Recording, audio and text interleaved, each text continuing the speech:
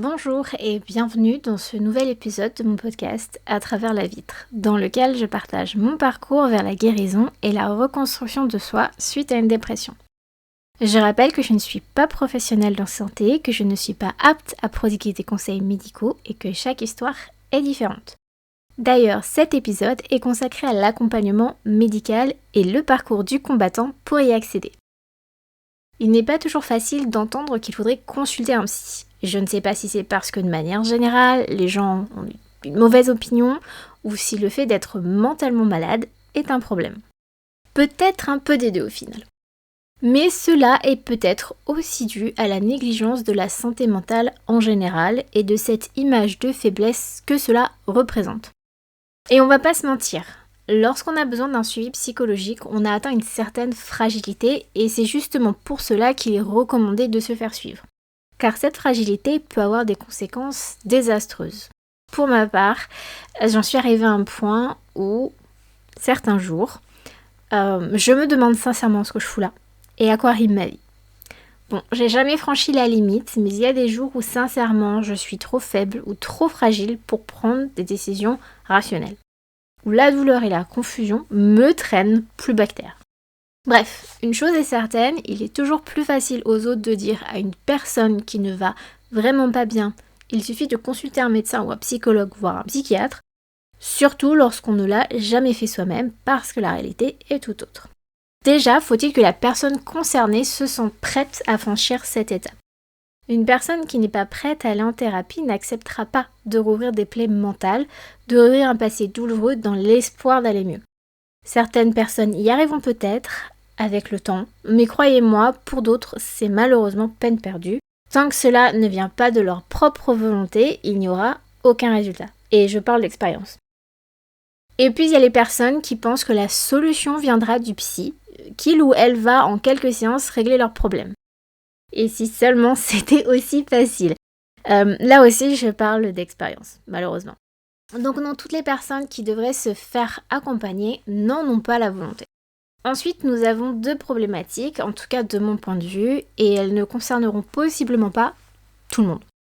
D'une part, l'aspect financier. Consulter un psychologue n'est pas remboursé par la sécurité sociale en dehors des praticiens conventionnés listés sur le site d'Amélie. Là, votre consultation sera prise en charge.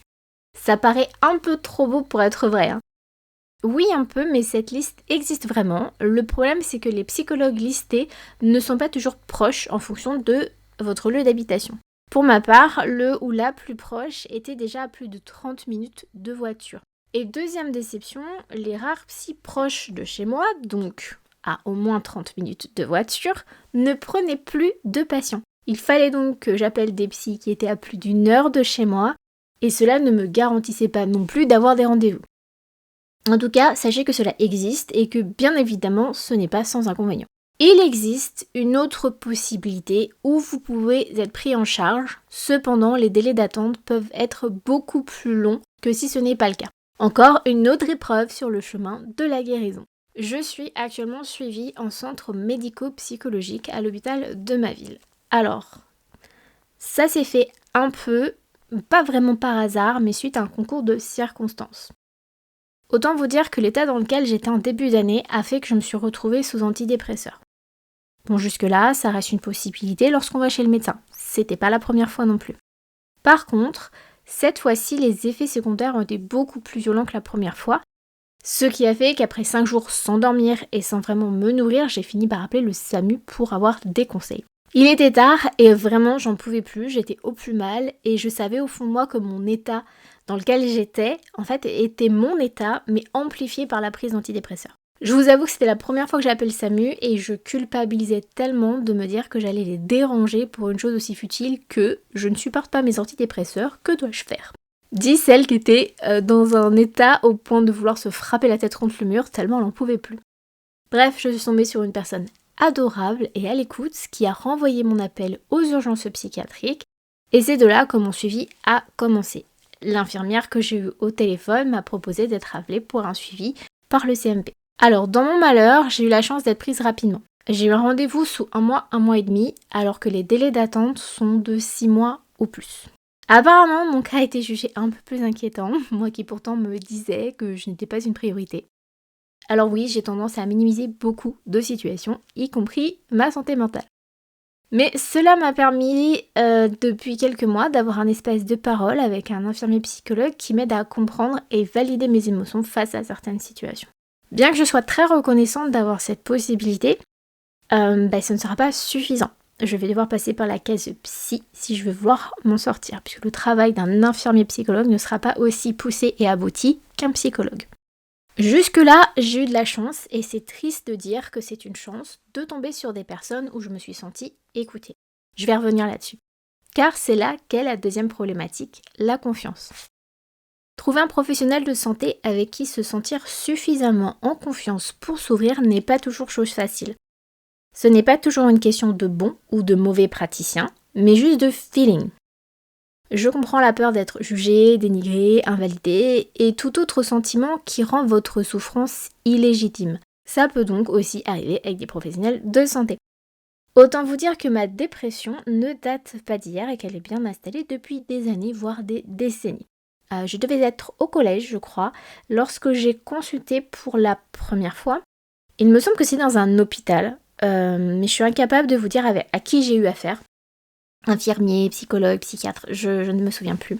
Mais ce qui est sûr, c'est que la femme qui m'a reçue a tout bonnement invalidé ce que je ressentais avec cette phrase qui peut paraître très banale et qui pourtant fait des dégâts. C'est l'adolescence, ça va passer. Merci, j'attends toujours que ça passe, et non, il ne s'agissait pas d'une déprime post-rupture entre collégiens, mes problèmes ont toujours été beaucoup plus importants que ça. Bref, moi aussi je suis passée par la case, pas la bonne personne, et ça refroidit très vite, surtout lorsqu'on n'est pas entouré de base et que la dernière bouée de sauvetage a été une professionnelle de santé qui a juste piétiné ma détresse. Donc lorsque j'ai dû reprendre un rendez-vous bien des années plus tard, je savais que cela pouvait se reproduire. Mais cette fois-ci, j'avais plus d'expérience, plus de recul pour savoir que parfois, on ne trouve pas l'interlocuteur en face, je dirais, le miroir qui vous aide à avancer. Finalement, Otis avait raison sur toute la ligne. Bon, il n'empêche qu'il a fallu que je consulte en urgence et que j'ai eu l'incroyable chance de tomber sur une psychologue avec qui ça s'est très bien passé. C'est d'ailleurs l'une des choses que l'infirmier m'a dit lors de notre premier rendez-vous. Si jamais je ne me sentais pas à l'aise avec lui pour m'ouvrir, qu'il ne fallait pas que j'hésite et que l'on pourrait voir avec d'autres de ses collègues. Qu'il le comprenait, qu'il ne le prenait pas personnellement. Donc parfois vous tombez sur les bonnes personnes et parfois non, et je comprends que cela freine, refroidisse, bloque les personnes qui ont besoin de soins, parce que nous sommes déjà fragiles, au bord du gouffre, diminués et souvent seuls. Et la dernière chose dont nous avons besoin, c'est d'une personne supplémentaire pour nous faire sentir mal. Il faut avoir le courage de se lancer, de partir en confiance et d'évaluer l'échange pour définir si l'on se sent en sécurité pour parler ou non. Dites-vous qu'il existe des professionnels de santé avec qui vous serez compatible pour entamer un accompagnement. Ce ne sera peut-être pas dès le premier rendez-vous, ni le second. Vous serez certainement découragé, mais ne perdez pas espoir. Et oui, je sais, cela représente aussi de l'argent jeté par les fenêtres, je l'entends. Donc je vous encourage à ne pas sous-estimer votre état, de ne pas amoindrir ce que vous ressentez. Les autres s'en chargent déjà. À trouver de l'aide si vous le pouvez, il n'y a pas de honte à vouloir aller bien. Alors prenez soin de vous et on se retrouve au prochain épisode.